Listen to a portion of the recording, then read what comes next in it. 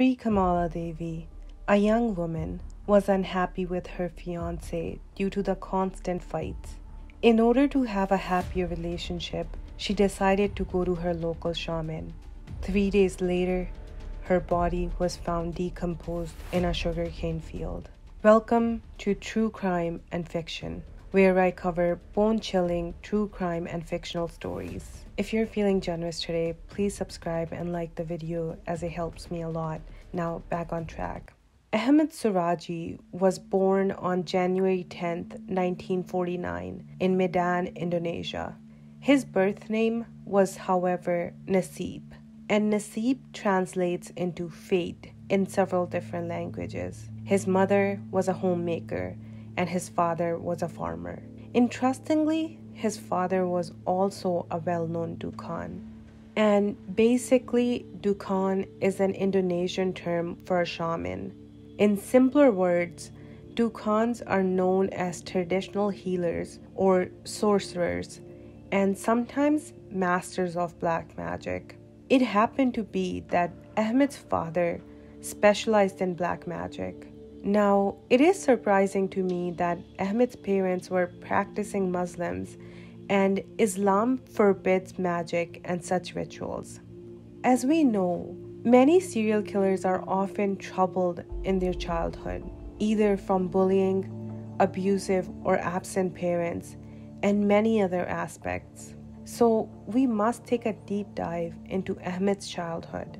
He had 3 other brothers who all watched their father perform several types of spells and black magic. His father was well known and well respected by the locals. Due to this, all of his children looked up to him. His parents were often busy with the locals, their prayers and spells to either help or enhance people's lives. The spells performed by his father would include getting a fulfilled love life, abundance of happiness, getting more money, conceiving children, and more. Because of their busy lives, it was reported that Ahmed was getting bullied from other children. It was also stated that he felt neglected by his family, which in turn concluded in him being a bad student. It was also reported that his father was sometimes abusive to him, resulting in a poor father-son relationship.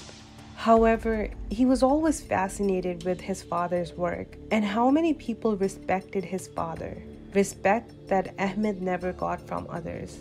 Ahmed started partaking in petty crimes at an early age of only 10 years old.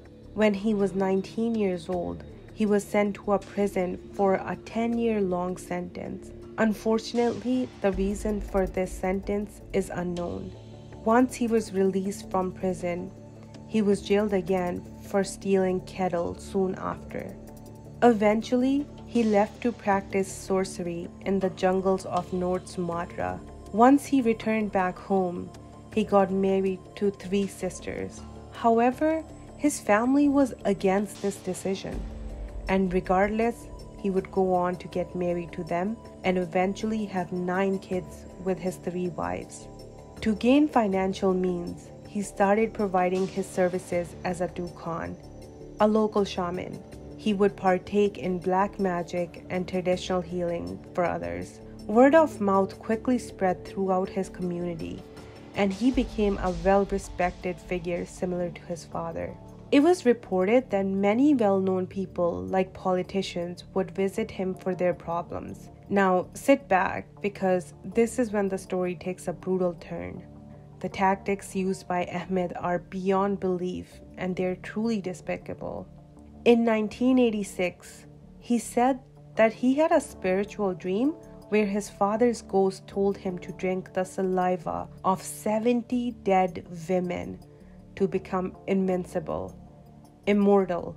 He also stated that his father demanded this out of him.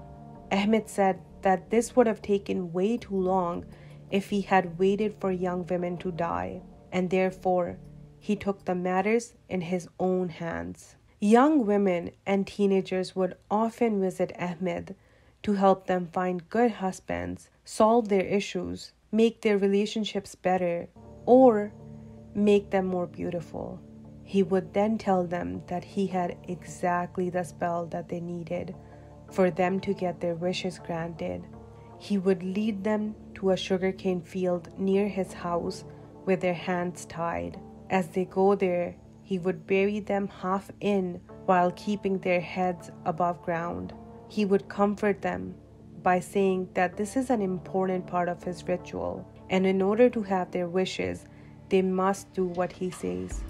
After killing them, he would start sucking the saliva out of their mouths. Then, Ahmed and his wives would take the clothes off, bury the bodies up until their necks, keeping their heads above ground. They would place the bodies in a way that the heads faced his house. Ahmed believed this would give him extra power. To make this case even more despicable, he would sometimes make the victims dig their own grave. He also hired sex workers sometimes to kill and get their saliva. This would help him speed up the process to his immortality. On April 24, 1997, a man was working in the sugarcane field where he came across a head and its decomposed body underneath. This was the body of a young woman named Sri Kamala Devi, the same young woman I mentioned in the beginning of this video.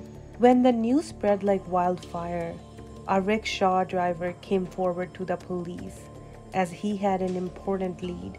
He told the police that he had dropped Sri at Ahmed's house. When the police contacted Ahmed, he denied it. However, his words did not match with what was found at his house. Sri Kamala Devi's accessories, including her clothes and her bag, were found at his house, and therefore he was immediately arrested. Soon after, he confessed to everything. After this, his 3 wives were also arrested for helping him hide the bodies. Ahmad Suradji was given a death sentence for murders of 42 women. He was executed on July 10, 2008. Now, this is the end of the video, but I would like to send prayers and thoughts to all of his victims and their families. No one should ever have to go through such heinous crimes, especially when they're reaching out for a better future and with a hopeful heart. I cannot imagine how those women must have felt. They would have sat there thinking this is the moment when everything changes for good, only to be betrayed by a man who they chose to put all of their trust in. It's truly heartbreaking. Anyways, thank you so much for listening. I truly appreciate it. If you're feeling generous today, please like and subscribe as it helps me a lot. Thank you for listening and you have a great day.